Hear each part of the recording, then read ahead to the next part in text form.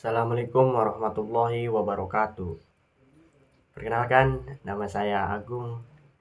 Saya dari kelas Biologi B semester 1 dengan NIM 2171137. Saya ingin mencoba menjelaskan materi yang telah disampaikan oleh dosen pengampu mata kuliah Bahasa Indonesia. Saya ingin mencoba menyampaikan materi tentang pengertian dari kalimat gitu. Kalimat merupakan satuan bahasa berupa kata atau rangkaian kata yang terdapat berdiri sendiri dan menyatakan makna yang lengkap gitu.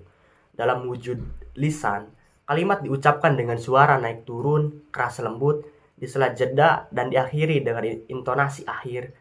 Kalimat dimulai dengan huruf kapital dan diakhiri dengan tanda titik, tanda tanya, dan tanda seru.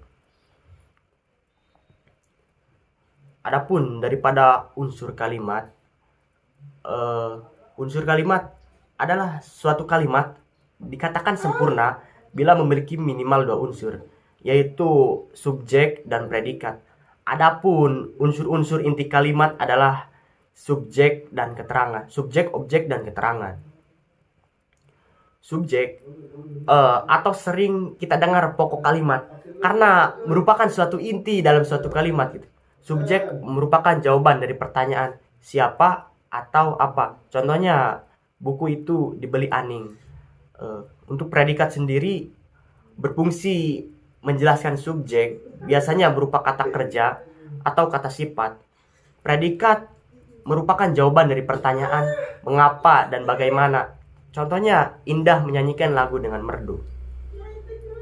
Objek, adapun dari objek itu tersendiri, keterangan predikat memiliki hubungan erat dengan predikat. Biasanya terdapat di belakang predikat atau dua macam objek, yaitu yang pertama, objek penderita. Kata benda yang dibendakan baik berupa kata maupun kelompok kata yang merupakan sasaran langsung dari perbuatan atau tindakan yang dinyatakan oleh objek. Yang kedua, objek penyerta. Objek yang menyertai subjek dalam melakukan atau mengalami sesuatu. Contoh dari objek penderita, Raihan mencoret-coret tembok. Adapun dari contoh objek penyerta, Atim membelikan adiknya komputer baru. Keterangan. Adapun dari keterangan itu tersendiri, posisinya dapat diletakkan di awal, tengah, ataupun akhir kalimat. Keterangan terdiri dari beberapa jenis gitu. Yang pertama, keterangan tempat. Contohnya, Ariel Noah konser di Malaysia. Yang nomor dua, keterangan waktu. Contohnya, Doni akan kembali ke Solo pukul 21.00 waktu Indonesia Barat. Yang ketiga, keterangan tujuan. Contohnya, kita harus rajin berolahraga agar sehat. Pelengkap. Adapun dari pelengkap itu terletak di belakang predikat. Perbedaannya terletak pada kalimat pasif. Pelengkap tidak menjadi subjek dalam kalimat pasif. Contohnya, dia memberiku novel bagus. Pola kalimat. Adapun daripada pola kalimat itu, yang pertama subjek dan predikat. Contohnya, Nisa tidur. Yang kedua, SPO gitu. Subjek, predikat, dan objek gitu. Contohnya, Alia makan mie goreng gitu. Yang ketiga, SP pel gitu. Contohnya, cincinnya bertahtakan berlian gitu.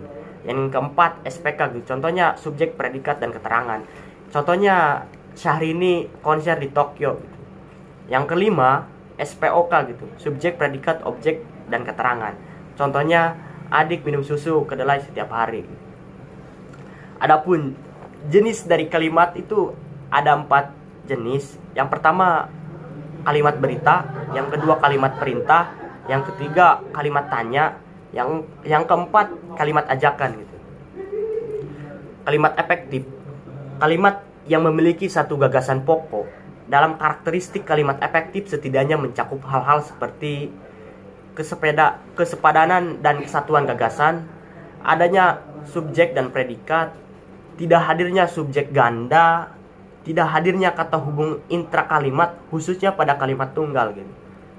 syarat dari kalimat efektif yang pertama gitu, koherensi atau kata atau kelompok kata gitu. Yang kedua, kesatuan atau memiliki unsur SOP, PEL, dan K.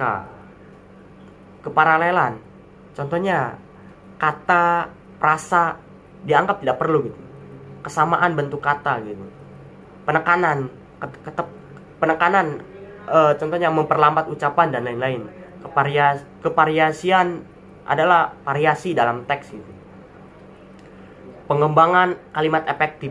Kiat khusus dalam pengembangan kalimat efektif yaitu kiat pengulangan gitu, informasi penting, kiat pengedepanan gitu, menonjolkan informasi, kiat penyejajaran unsur kalimat dengan sejajar gitu, kiat pengaturan variasi kalimat atau variasi kalimat gitu. Teknik menyusun kalimat, variasi pendeknya kalimat, kombinasi kalimat langsung dan tidak langsung gitu. Kalimat berdiri sendiri, hindari kalimat yang beranak pinak, dan kombinasi jenis kalimat yang digunakan. Kesimpulan, adapun daripada kesimpulannya itu, kalimat tersusun atas adanya subjek, objek, predikat, dan keterangan.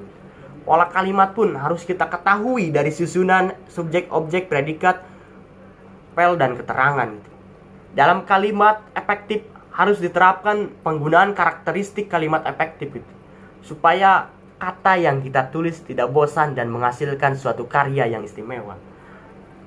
Mungkin hanya itu materi yang bisa saya jelaskan dan juga ulas dari beberapa materi yang telah disampaikan dan dipaparkan oleh dosen pengampu mata kuliah Bahasa Indonesia. Terima kasih, kurang lebihnya mohon maaf. Wassalamualaikum warahmatullahi wabarakatuh.